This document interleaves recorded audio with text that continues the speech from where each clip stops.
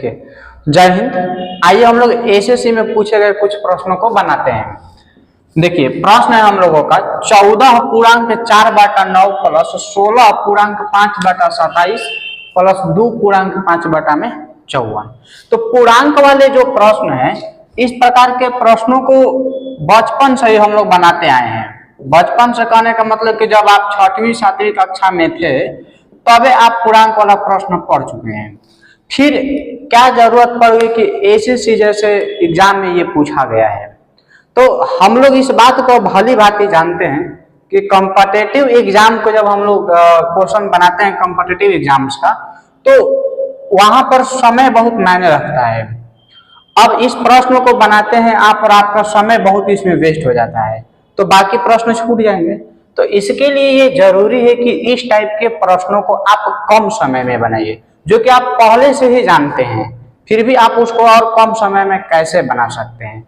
तो ध्यान से देखिएगा कि ये पूर्णांक वाला जोड़ घटाव है, तो हम लोगों को इसमें करना चाहिए कि पूरे पूर्णांक को एक साथ जोड़ घटाव कर देंगे और भिन्न को एक साथ।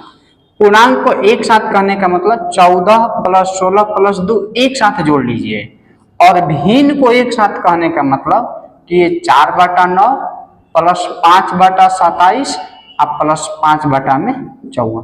कभी भी जोड़ घटा जब भिन्न वाला अगर दिया रहता है और उसमें पूर्णांक भी दिया रहता है तो पूर्णांकों का जोड़ घटाव एक साथ और भिन्न का जोड़ घटाव एक साथ करना चाहिए। अब जब आप इसको जोड़िएगा तो ये देखिए 14 और 16 30 और 2 32 हो जाएगा। इसका जोड़ घटाव करना है, एलसीएम निकालिए। तो देखिए 9 27 और 54 का पहले आपको ये सोचना होगा कि एलसीएम क्या होगा।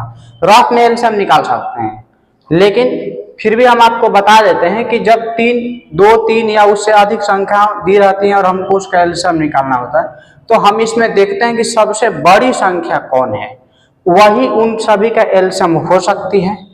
अगर वो नहीं होती, देखिए ये भी नहीं कि सबसे बड़ा जो है वही उसका एलसीएम हो जाएगा, ऐसा कुछ नहीं है, लेकिन सबसे बड़ी संख्या ही एलसीएम हो सकता है।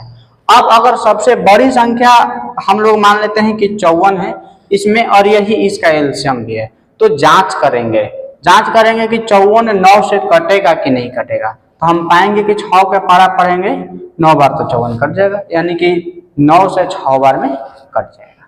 27 से भी 2 बार में कट जाएगा और 54 से तो 1 बार में कटेगा ही कटेगा। तो इस तरह से 54 ही इसका एलसीएम होगा। लेकिन अगर आपके पास कोई संख्या है और उसका एलसीएम उसमें बड़ी संख्या नहीं होती है, तो हम लोग उसी का पहाड़ा पढ़ेंगे, तब तक पढ़ेंगे जब तक इस सभी से नहीं कट जाए, और वही उसका एलसीएम हो जाएगा। यहाँ पर इसका एलसीएम हो गया 54। देखिए 9 से कट जाएगा 6 बार में, तो ये 24, 27 से कट जाएगा 2 बार में और 54 से कट जाएगा 1 बार में। आगे ये 32 प्लस सभी को जोड़ दीजिएगा तो ये 39 और बटा में 54, ये भी कट सकता है। 3 से कटा दीजिएगा तो 13 × 39 या 18 × 54, तो इसको हम लोग लिख सकते हैं 32 और प्लस 13/18। देखिए ये बात हम आपको केवल समझाने के लिए लिखे हैं, नहीं तो इसको डायरेक्ट 32 पूर्णांक 13/18 लिखा जा सकता है। जैसे हम लोगों ने इसको लिखा था ना, इसको हम लोग ये 14 पूर्णांक 4/9, तो देखिए 14 अलग और 4/9 अलग, यहाँ पर ऐसा हम लोग लिखे हैं। तो एक साथ भी तो हम इसको मिला करके लिख सकते हैं ना। तो उसी तरह से जब यहाँ पर ऐसे दिया रहता है, एक पूर्णांक दिया रहता है और एक भिन्न दिया रहता है, और दोनों जोड़ घटाव के रूप यानी कि प्लस के रूप में रहते हैं, तो उसको सटा करके एक साथ हम लोग लिख देंगे 32 पूर्णांक 13/18। तो आप अगर भिन्न को एक साथ और पूर्णांक का जोड़ घटाव एक साथ करते हैं तो आप किन किन चीजों से बच सकते हैं, इसको पहले आप समझिए। अगर आप पुरानी परंपरागत तरीका से हम लोग इसको सवाल को बनाते तो सबसे पहले हम लोग 14 और 9 में गुणा करते, फिर 4 जोड़ते। उसी तरह से इसको भी हम लोग पहले पूर्णांक तोड़ते फिर सोल्व करते। बटा पर का जोड़ घटाव करने के बाद ऊपर बड़ा आता, फिर नीचे वाला से भागा करते और तब हम पूर्णांक के रूप में उसको लिखते। ये एक लंबी प्रक्रिया है और उसमें आपकी गलती होने की भी संभावना ज्यादा रहता है, क्योंकि बड़ा बड़ा गुणा है ना। देखिए 16 में 27 से गुणा करना है, फिर जब सभी को जोड़िएगा उतने बड़े अंकों को, तो फिर उसमें भागा भी करने में काफी कठिनाई होगी। तो इसलिए कभी भी पूर्णांक वाला जोड़ घटाव दिया रहेगा तो मिक्स फ्रैक्शन का जब भी हम लोगों के पास कैलकुलेशन आते हैं तो हम लोगों को होल नंबर्स को एक साथ, पूर्णांक को एक साथ और जो भिन्न है उसमें उसको एक साथ जोड़ घटाव कर लेना चाहिए। चलिए ये प्रश्न आप लोग समझ गए हैं। दूसरा प्रश्न है बटा पर का जोड़ घटाव यहाँ पर और उसके साथ साथ गुणा और भागा भी दिया हुआ है, उसको हम लोग सीखते हैं। देखिए 7 बटा में 11, पहले प्रश्न लिख लिया जाए। 2 नंबर प्रश्न है 7 बटा में 11 भागा 21 बटा में 33 गुणे 5 बटा में 12 प्लस 10 बटा में 36 गुणे 6 बटा 11 और भागा 18 बटा में 33 है। तो एक सामान्य जो हम लोगों के पास नियम है वो ये कहता है कि जब भी बटा पर का भागा रहता है तो उसको गुणा के रूप में बदल लेना चाहिए। गुणा के रूप में कैसे बदलेंगे? तो जिसके सामने भागा का चिन्ह है उस भिन्न को उल्टा कर देते हैं। तो इसको भी हम लोग उसी नियम से बनाया जाए। 7 बटा 11 इसको उल्टा कर देंगे जब तो ये 33 बटा में 21 हो जाएगा गुणे 5 बटा में 12 प्लस ये 10 बटा 36 गुणे यहाँ पर 6 बटा 11। देखिए यहाँ पर भी भागा दिया हुआ है तो इसको उल्टा कर लीजिएगा जब आप, तो गुणा में हो जाएगा 33 बटा में 18। लिखते समय आप इस बात पर ध्यान रखेंगे कि कहीं गलत नहीं लिखा है, क्योंकि एक स्टेप अगर आपका गलत लिखा जाएगा तो उसमें गलत वाला भी ऑप्शन दिया रहता है, फिर आपको वही ऑप्शन आ जाएगा और आपको लगेगा कि आपका सही है। तो एक बार आप मिला लेंगे। देखिए यहाँ पर भागा 21 बटा 33 दिया है तो उल्टा करेंगे तो 33 बटा में 21 होगा। यहाँ पर भी भागा दिया हुआ था 18 बटा में 33, यहाँ पर 33 बटा में 18 गुणा में होगा। इसको कटाया जाए, ये 11 से 3 बार में कट जाएगा। जिन बच्चों को जानकारी नहीं है उनके लिए हम बता देते हैं कि गुणा के रूप में तिरछा तिरछी कट सकता है, ऊपर नीचे भी कट सकता है, सामने सामने नहीं कट सकता है। सामने कहने का मतलब ये 7 और यहाँ दिया रहता है, ऐसे सामने नहीं कटेगा। नीचे ये भी सामने सामने रहेगा तो नहीं कटेगा, लेकिन ऊपर नीचे रहेगा तब भी कट जाएगा और ये तिरछा तिरछी रहेगा तब भी कट जाएगा। 7 से भी 21 कट जाएगा 3 बार में, 3 से 3 कट जाएगा। तो इधर बच गया 1 का 5 में गुणा होगा 5 बटा में 12। प्लस के बाद वाले संख्याओं का हम लोग कैलकुलेशन करते हैं। इससे कट जाएगा ये 3 बार में और 3 से 6 बार में कटेगा और 6 से 6 कट गया, इधर 1 हो गया।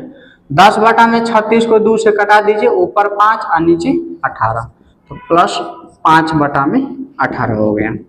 अब इसको आपको बटा पर के जोड़ घटाव जैसा ही हल करना पड़ेगा। पिछले प्रश्न में भी हम आपको बताए थे कि जब एलसीएम निकालना रहता है, 2, 3, 4, 5 संख्याएं दी रहती हैं और उसका एलसीएम निकालना होता है आपको, तो सबसे बड़ी संख्या का हम लोग मान लेते हैं कि वही एलसीएम है। अब हम चेक करेंगे कि उसमें उपस्थित सभी अंकों से वह कट रहा है कि नहीं कट रहा है। यहाँ हम लोग 12 और 18 में मान लेते हैं कि इसका एलसीएम जो है वो 18 है। 1 सेकेंड के लिए आप मान लीजिएगा कि एलसीएम जो है वो 18 है। अब आप देखिए कि 18 जो है वो 12 से कटेगा या कि नहीं कटेगा। आप पाइएगा कि नहीं कटेगा ये। तो अब आप कैसे करेंगे भाई? तो 18 का ही पहाड़ा पड़िए। अब 18 दूनी 36 होगा। अब आप 36 को चेक कीजिएगा 12 से तो कट जाएगा। अब मान लीजिए 36 भी नहीं कटता तो फिर हम 18 का पहाड़ा पड़ता। ऐसे ही तब तक पढ़ेंगे जब तक कि सभी से नहीं कट जाए, तो आप एलसीएम निकालने से बच जाएंगे। तो अब यहाँ पर ये एलसीएम इसका आ जाएगा 36। तो 12 से कटेगा 3 बार में 15, तो 18 से 2 बार में कटेगा। अब देखिए ये हो गया 25 बटा में 36। देखिए 25 बटा में 36, इसका विकल्प बी जो है वो सही है। पिछला प्रश्न का भी विकल्प बी ही सही था, 32.13 बटा में 18 आया था। तो 2 भिन्न वाले जोड़ घटाव और गुणा भाग वाले प्रश्न हम लोग बना लिए हैं। एक तीसरे प्रश्न को भी देखते हैं। तीसरा प्रश्न जो है उसमें दशमलव भी दिया है, तो दशमलव से आपको घबराने की कोई जरूरत नहीं है। दशमलव है तो दशमलव वाला जोड़ घटाव करेंगे, गुणा दिया रहेगा तो दशमलव वाला गुणा करेंगे और उसमें कुछ नया करने की जरूरत नहीं पड़ेगी। देखिए 0.0045, यहाँ पर 9 5 नहीं है, 4 5, फिर भागा 4.5 गुणे 100 और माइनस 45 भागा 5। इसका मान बताना है कि क्या हुआ। ये देखिए तीनों प्रश्न जो हैं आज के तीनों प्रश्न सिर्फ कैलकुलेशन वाले हैं और ये तीनों एसएससी में पूछे गए प्रश्न हैं। तो बनाने का ये प्रश्न बनाने का बस यही तात्पर्य है कि आप कैलकुलेशन फास्ट कर सके, कैलकुलेशन को सही भी कर सकें। देखिए इसको हम लोग बनाएंगे तो इसको भी वैसे लिखेंगे 0 0 4 5, भागा दिया है तो गुणा में कन्वर्ट कर लीजिए इसको, फिर गुणे 100 और ये 45 ये 1/5। पिछले ही प्रश्न में हम लोग ने देखा था कि भागा वाले को गुणा में बदलने के लिए रेसिप्रोकल कर लेना चाहिए, उसके उल्टा कर देना चाहिए। अब दशमलव हटाने की बारी आ गई है तो ऊपर 45 लिख दीजिए, नीचे क्या करना पड़ेगा, तो जितने अंकों तक हम लोगों ने दशमलव हटाया है उतना ही नीचे 0 लगा देंगे। 1 2 3 4 गो अंक हम लोगों ने दशमलव हटाया था तो नीचे 1 2 3 4 गो हम लोग 0 लगा देंगे। और इधर हम लोग देखते हैं तो नीचे लिख देंगे 45, तो इधर भी तो एक दशमलव हम लोग हटाए हैं ना, तो ऊपर हम लोग यहाँ पर दशमलव कर लेंगे 100, इसे कटा दीजिए 9 बार में। अब देखिए दिमाग हम लोगों का कहाँ कहाँ काम कर सकता है इसमें। कुछ लोग ये भी सोचेंगे कि जब इसमें 100 दिया हुआ है ही तो हम 100 से गुणा कर लेते हैं, दशमलव खत्म हो जाएगा। लेकिन आप कर सकते हैं, उस तरह से कोई दिक्कत नहीं होगा। लेकिन ध्यान रखिएगा कि आप उसको तभी कर सकते हैं जब आपका कैलकुलेशन बहुत तगड़ा है, आपको पूरा विश्वास है कि आपसे गलती नहीं बन सकता है। लेकिन वैसे बच्चे जो प्रश्नों को बनाने सीखे हैं, अभी बनाने जानते हैं, उनको भी गलत नहीं बनाना है, सही ही बनाना है।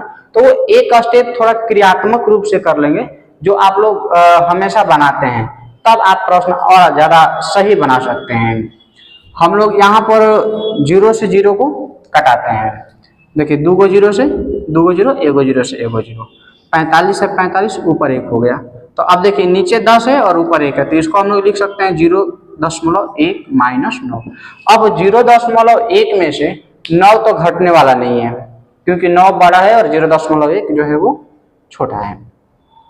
तो 9 में से 0.1 घटा लेंगे, 9 में से 0.1 घटाइएगा तो 8.1 बचेगा। लेकिन ये इसका सही आंसर नहीं है।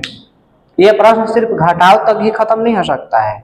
एक सबसे इम्पोर्टेंट काम जिसमें हमेशा गलती होती है वो है माइनस और प्लस।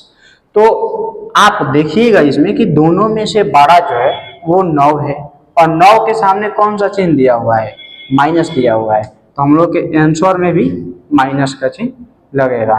यहाँ पर 8.1 नहीं होगा, 8.9 होगा घटाने पर। जब आप 9 में से 0.1 घटाइएगा तो ये 8.9 हो जाएगा।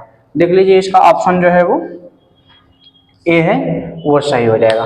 जिन बच्चों को ये घटाव मान लीजिए दशमलव वाला है, डायरेक्टली बनाने नहीं आएगा, तो वो क्या कर लेंगे, वो कर लेंगे इसको 9 ऐसे लिख लेंगे और यहाँ पर लिख लेंगे 0.1 और 0। देखिए ये इसे यहाँ से लेगा तो यहाँ पर 9 और ये 8, तो हो गया ना 8.9। और यहाँ पर जो ये अंक है ये बड़ा है इससे, तो इसके सामने का चिन्ह माइनस है बोली। तो आप कैलकुलेशन को फास्ट और जल्दी कुछ इस प्रकार के छोटे छोटे कैलकुलेशन के माध्यम से भी कर सकते हैं। ऐसे ही बहुत सारे प्रश्नों को और बनाया जाएगा। आज के लिए इतना ही, धन्यवाद।